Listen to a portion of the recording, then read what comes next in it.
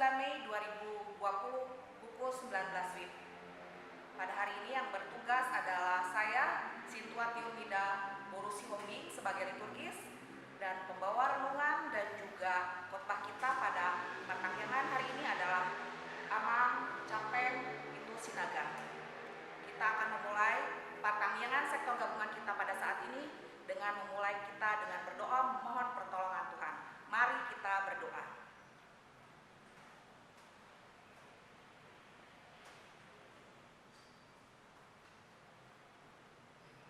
Amin. Kita akan bernyanyi dari buku MD nomor 559 ayat 1 dan 2 Debata Nasoka.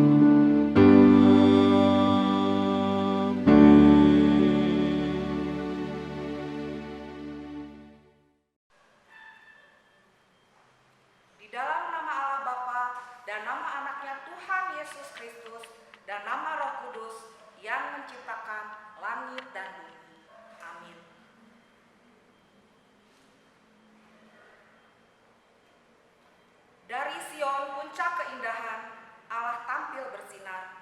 Allah kita datang dan tidak akan berdiam diri. Demikianlah firman Tuhan. Sebab aku akan memancarkan air ke atas tanah yang haus dan hujan lebat ke atas tanah yang kering. Aku akan mencurahkan rohku ke atas keturunanmu dan berkat ke atas anak cucumu. Tuhanlah Allah, Dia menerangi kita. Ikatkanlah korban hari raya itu dengan tali pada tanduk mezbah. Haleluya. Marilah kita berdoa. Ya Tuhan Allah Bapa kami, Engkau yang mengajar dan memperhatikan, menerangi hati orang-orang percaya melalui Roh Kudus.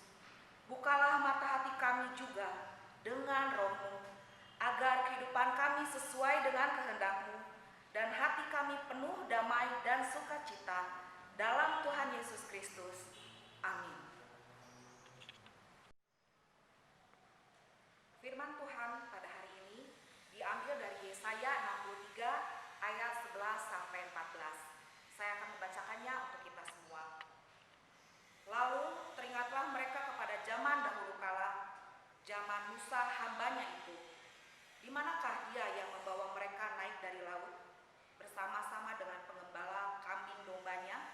Di manakah dia yang menaruh Roh Kudusnya dalam hati mereka, yang dengan tangannya yang agung menyertai Musa di sebelah kanan, yang membelah air di depan mereka untuk membuat nama abadi baginya, yang menuntun mereka melintasi samudra raya seperti kuda melintasi padang gurun? Mereka tidak pernah tersandung.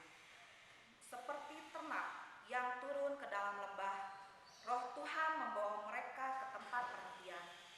Demikianlah Engkau memimpin umat-Mu untuk membuat nama yang agung bagi-Mu. Demikianlah firman Tuhan. Berbahagialah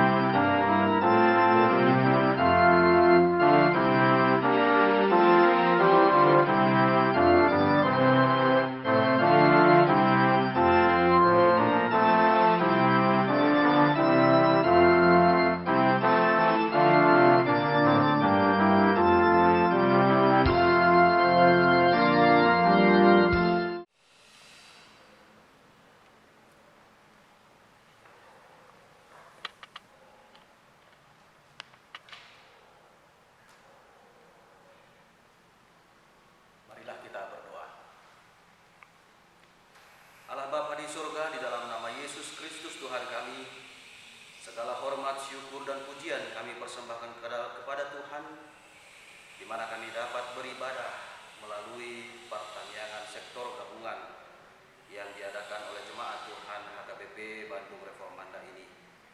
Kiranya Tuhan, Engkau menyinari hati dan pikiran kami melalui Roh Kudus-Mu, di mana kami akan mendengarkan firman Tuhan. Berkatilah firman-Mu menjadi penuntun dan pelita dalam kehidupan kami masing-masing.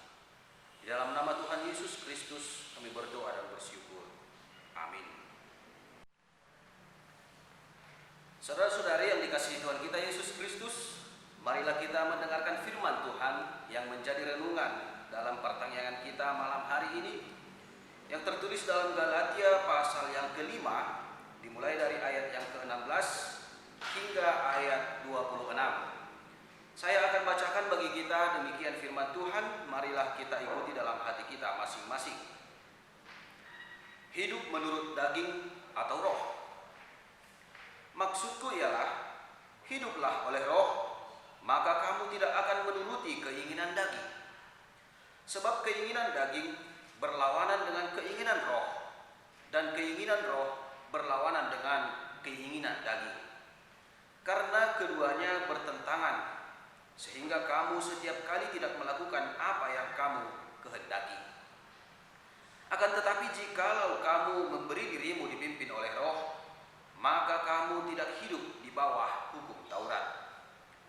Perbuatan daging telah nyata, yaitu percabulan, kecemaran, hawa nafsu, penyembahan berhala, sihir, perseteruan, perselisihan, iri hati, amarah, kepentingan diri sendiri, percideraan, roh pemecah, kedengkian, kemabukan, pesta pora, dan sebagainya. Terhadap semuanya itu kuperingatkan kamu, seperti yang telah kubuat dahulu, bahwa barang siapa melakukan hal-hal yang demikian, ia tidak akan mendapat bagian dalam kerajaan Allah. Tetapi buah roh ialah kasih, sukacita, damai sejahtera, kesabaran, kemurahan, kebaikan, kesetiaan, kelemah lembutan, penguasaan diri. Tidak ada hukum yang menentang hal-hal itu. Barang siapa menjadi milik Kristus Yesus, ia telah menyalibkan daging dengan segala hawa nafsu dan keinginannya. Jikalau kita hidup oleh roh, baiklah hidup kita juga dipimpin oleh roh. Dan janganlah kita gila hormat. Janganlah kita saling menantang dan saling mendengki. Demikian firman Tuhan. Saudara-saudari yang dikasihi Tuhan kita Yesus Kristus, kita tahu bahwa Rasul Paulus adalah rasul yang dipimpin oleh Roh Kudus setelah dia mengalami pertobatan. Kita tahu bahwa sebelum Rasul Paulus bertobat, ia adalah salah satu yang sangat bersemangat untuk melakukan penganiayaan terhadap jemaat Kristus di Yerusalem. Tetapi setelah dia mengenal Yesus, setelah dia mengenal Kristus, dia adalah salah satu rasul yang sangat bersemangat untuk pergi memberitakan Injil Kristus. Dia menjadi salah satu rasul yang memiliki semangat berapi-api untuk memberitakan kebenaran Kristus. Pertanyaannya, mengapa demikian? Yaitu karena dia tahu bahwa Roh Kudus yang memimpin hidupnya memberikan kehidupan baginya. Yang dulunya ia menghadapi kematian sebenarnya oleh karena dosa-dosanya, kini setelah ia mengenal Kristus, setelah Roh Kudus berdiam dalam hidupnya, ia akhirnya menjadi memperoleh hidup yang kekal.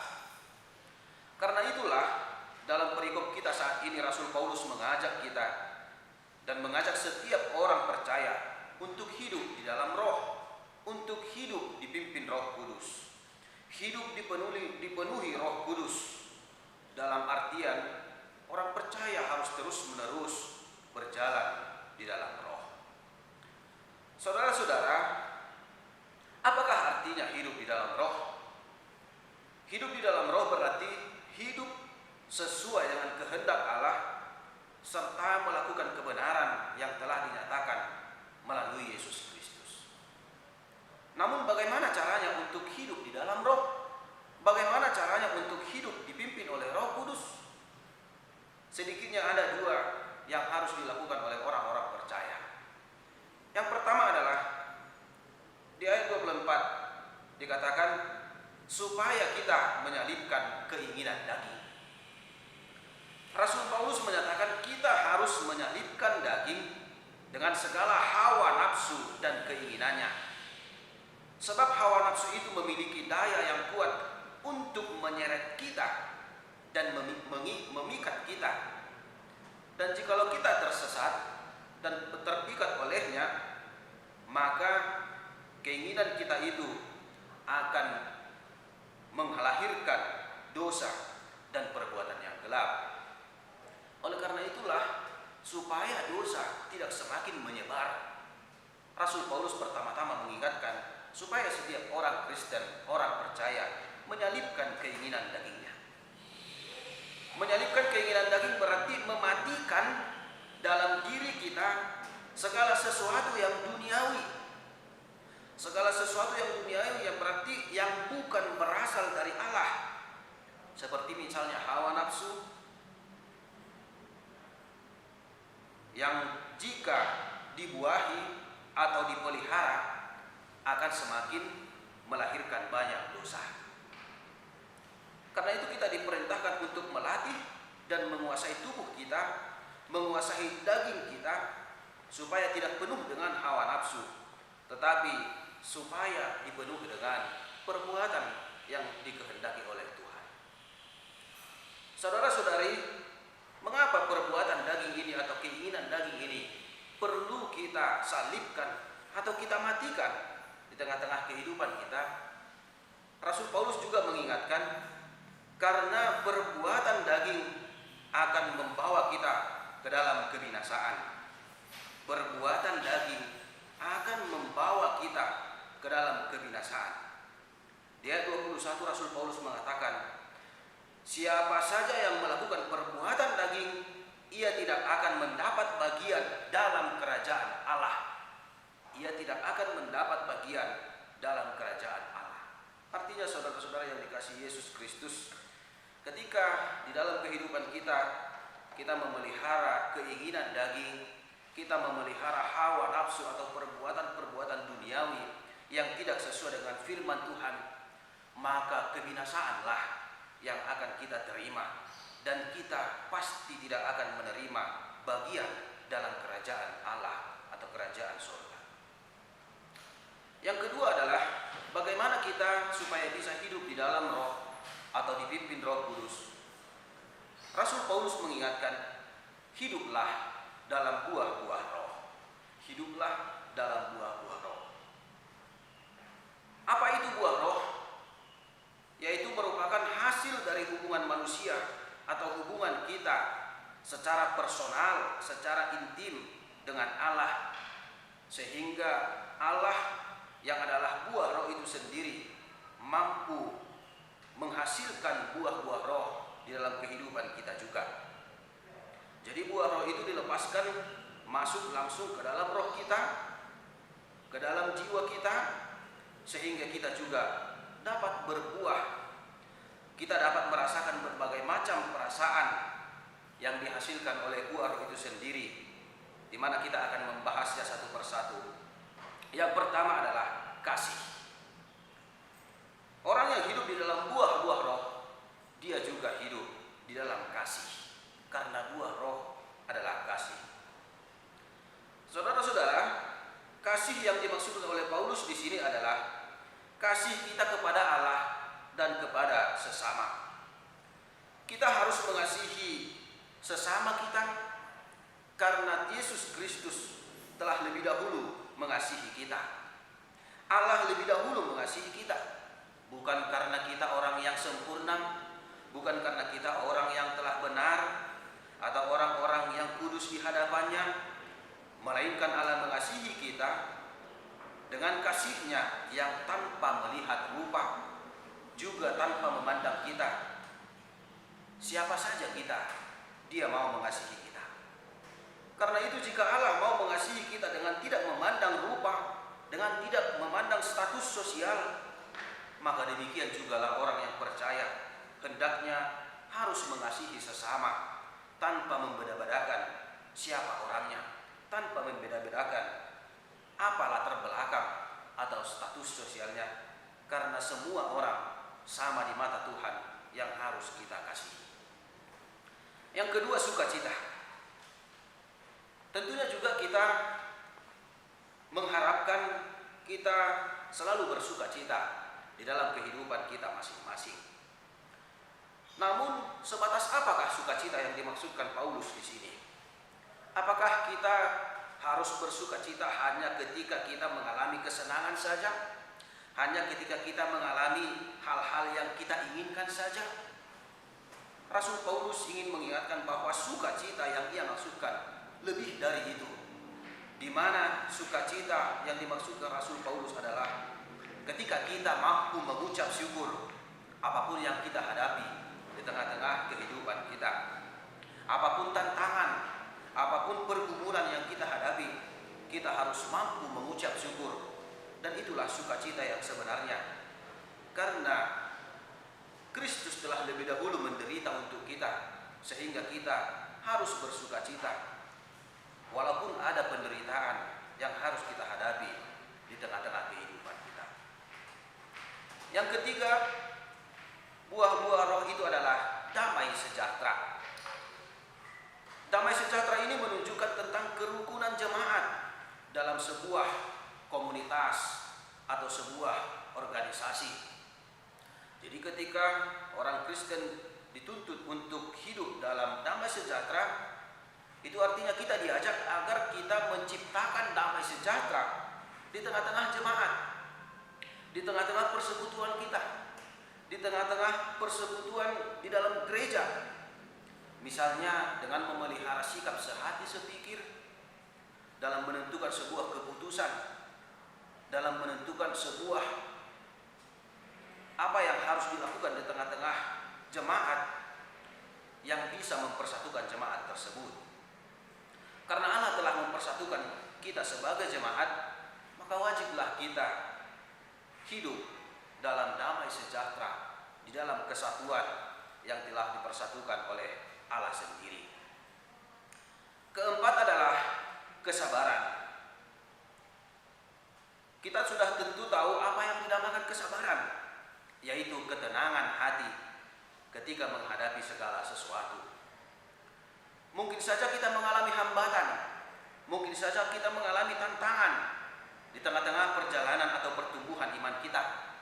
Namun jika kita sabar, kita akan mampu menghadapi segala sesuatunya, dan akhirnya kita akan melewati segala tantangan yang akan kita hadapi. Dan dengan kesabaran kita akan terhindar dari rasa marah. Karena biasanya orang-orang yang tidak sabar akan cepat-cepat marah, apalagi ketika yang terjadi di tengah kehidupannya tidak sesuai dengan yang ia inginkan, akan mengakibatkan kemarahan di dalam hidupnya.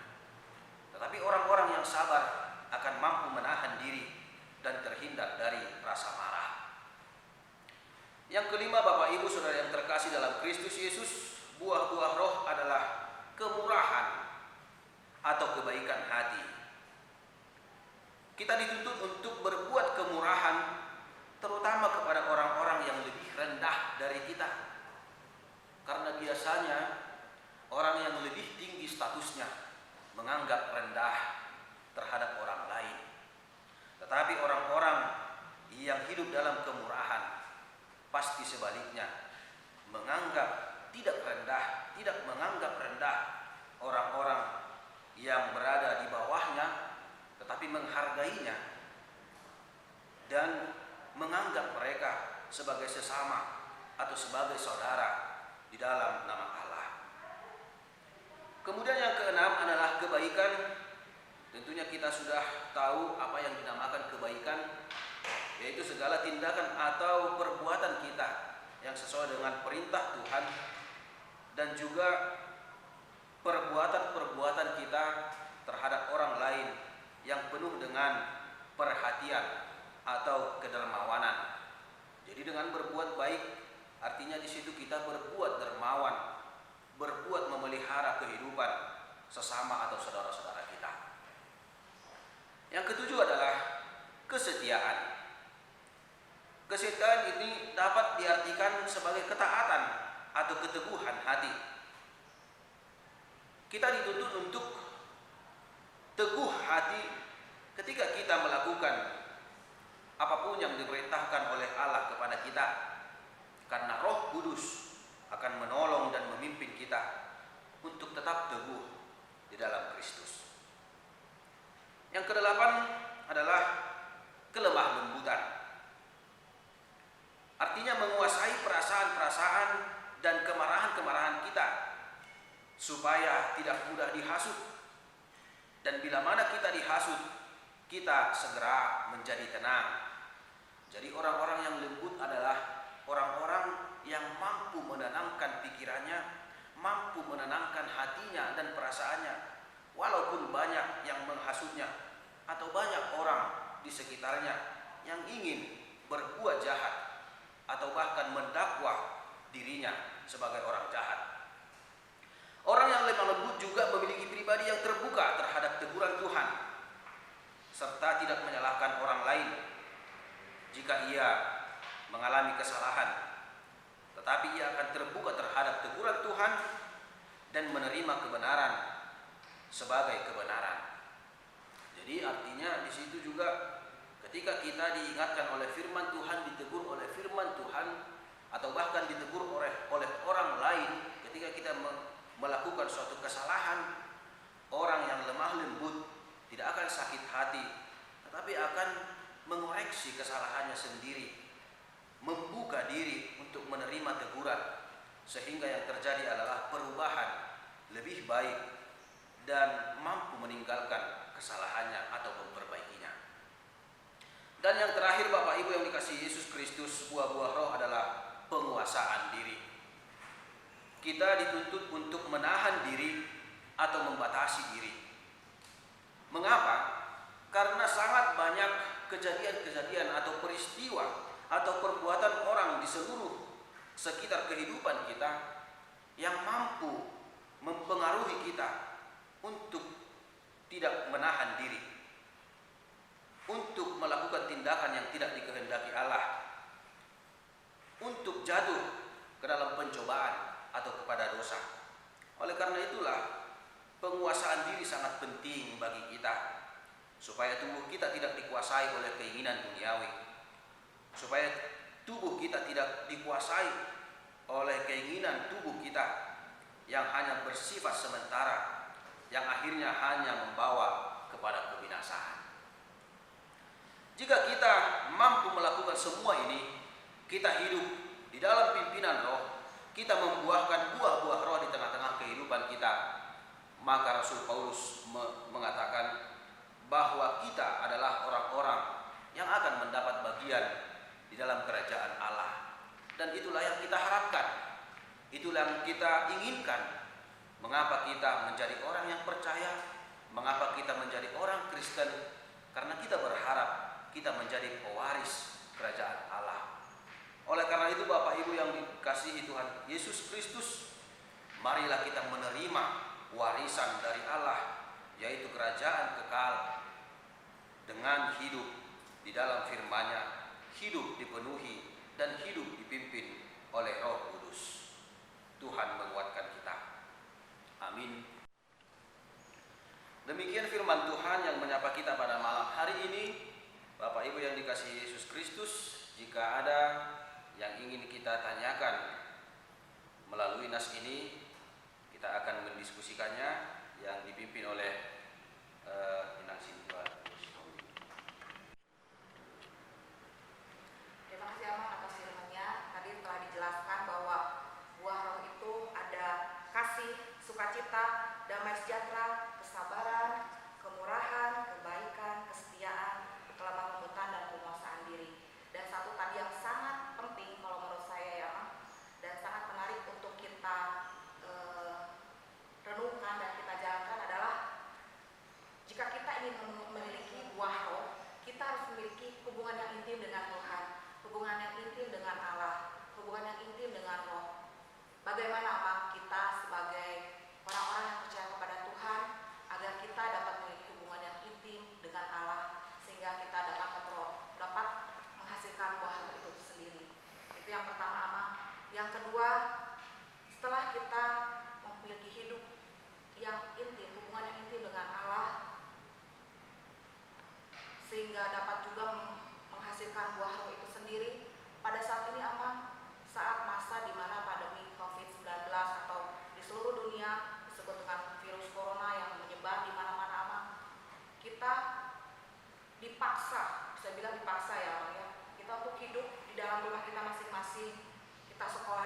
rumah, bekerja dari rumah, melakukan segala aktivitas dari rumah. Bahkan kita sendiri beribadah dari rumah masing-masing.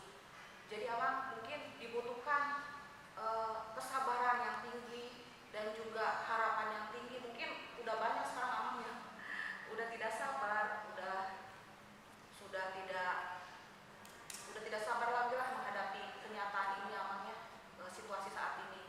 Nah, bagaimana Amang? Apakah buah roh itu sendiri dapat membuat kita itu bertahan sehingga kita dapat melalui masa-masa pandemi COVID-19 ini?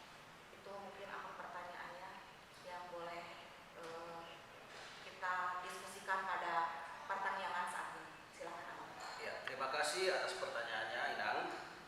Sangat menarik. Tadi dikatakan pertama, memang saya katakan hubungan. Salah satu buah-buah roh adalah ketika kita memiliki hubungan yang akrab dengan Tuhan, kita memiliki hubungan yang karib dengan Tuhan.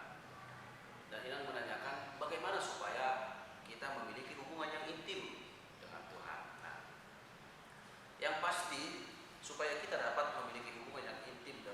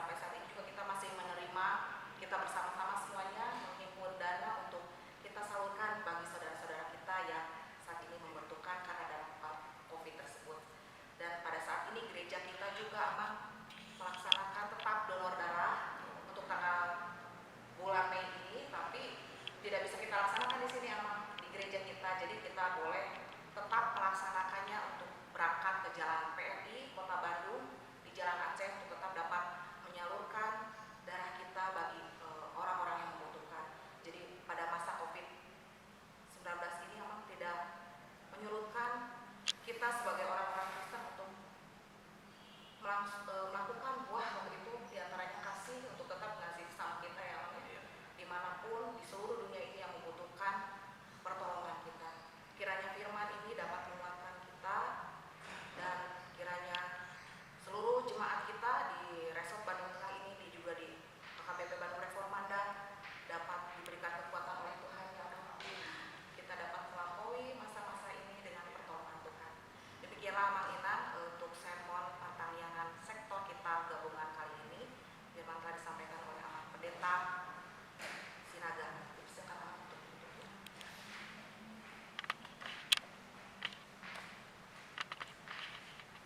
Marilah kita berdoa. Allah Bapa, di dalam nama Yesus Kristus Tuhan kami kembali bersyukur Tuhan buat firman Tuhan yang telah menerangi hati dan pikiran kami pada saat ini, di mana firman mengingatkan kami untuk hidup di dalam pimpinan Roh Kudus, karena hanya melalui pimpinan Roh Kuduslah kami dapat bertahan menghadapi segala tantangan maupun cobaan yang kami hadapi di tengah kehidupan kami. Dan melalui pimpinan Roh Kudus kami dapat mematahkan atau mengalahkan semua keinginan daging kami yang akan hanya membawa kami kepada kebinasaan.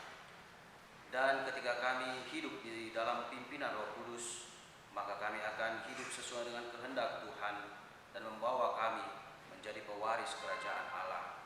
Dan itulah kerinduan kami Tuhan, itulah keinginan kami. Kami dapat menjadi orang-orang yang mewarisi kerajaan Tuhan, yang mewarisi kehidupan kekal yang telah Tuhan sediakan bagi setiap orang percaya. Oleh karena itu Tuhan, kuatkan kami, pimpin kami melalui Roh Kudus-Mu. Kami menyerahkan hidup kami supaya kami dapat dipimpin oleh Roh Kudus daripada Tuhan. Berkati setiap jemaat Tuhan yang berada di tengah rumah mereka masing-masing Tuhan, yang mengikuti ibadah ini, pertangyangan ini. Kiranya Tuhan memberikan sukacita, memberikan semangat bagi mereka untuk menjalani kehidupan mereka Tuhan. Khususnya ketika kami berada dalam situasi wabah COVID-19 yang berada di tengah-tengah sekitar kami, di negara kami maupun di dunia ini. Kami memohon kepadamu Tuhan, kiranya kami dapat bertahan melalui pimpinan Roh Kudus-Mu untuk menghadapi COVID-19 ini. Dan kami juga memohon kiranya wabah ini segera berakhir, segera berlalu dari kehidupan kami Tuhan, sehingga kami dapat bersukacita kembali untuk memuji nama Tuhan di dalam persekutuan-persekutuan kami, dan kami dapat menjalani kehidupan kami sebagaimana mestinya. Terimalah doa kami ini Tuhan, yang kami persembahkan di dalam nama anak-Mu Tuhan Yesus Kristus Tuhan kami. Amin.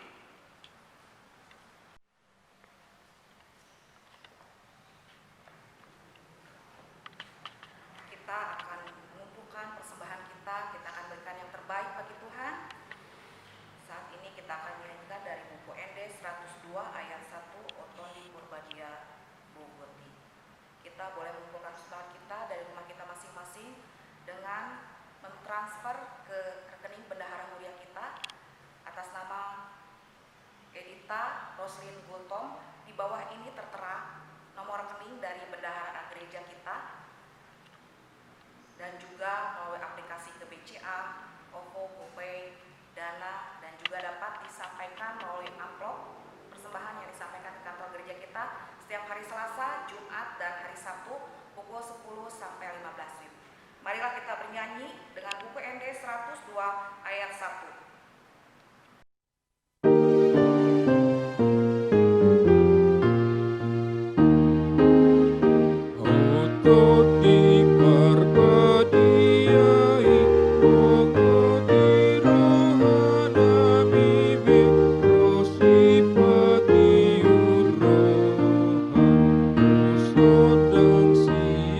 Surgoi, sodangi rohana mi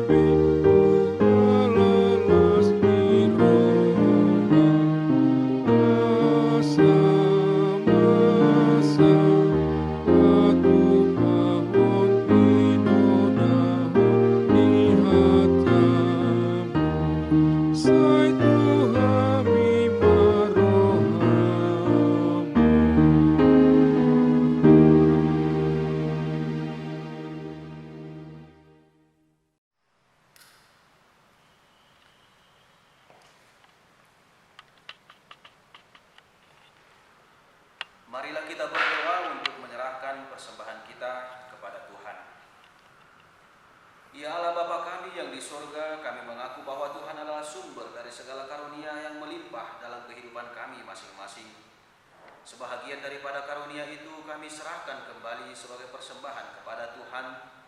Terimalah dan berkatilah persembahan umat-Mu ini, agar dapat kami pergunakan untuk pekerjaan dan pelayanan kerajaan Tuhan di dunia ini.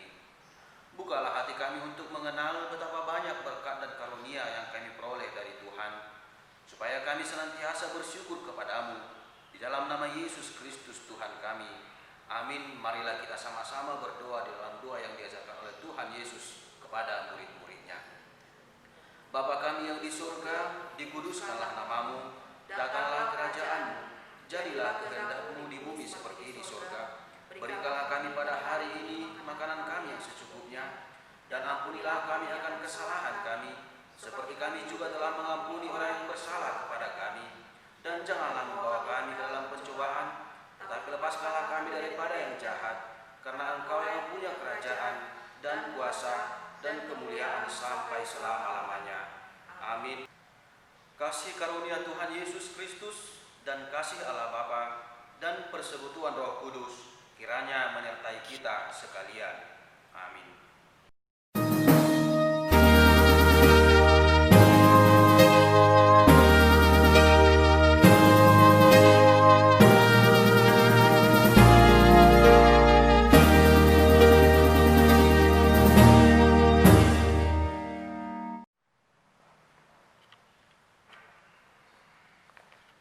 Bapak Ibu yang dikasihi Yesus Kristus, jemaat HKBP Reformanda, demikianlah pertanyaan kita pada malam hari ini. Kiranya Tuhan memberkati kita, kiranya Tuhan menguatkan kita untuk bertumbuh di dalam iman dan mampu menghasilkan buah roh. Dan kita semakin bersemangat apapun yang kita hadapi, terutama wabah COVID-19, supaya kita dapat bertahan dan kita mampu bersuka cita di tengah-tengah kehidupan kita. Shalom, Horas.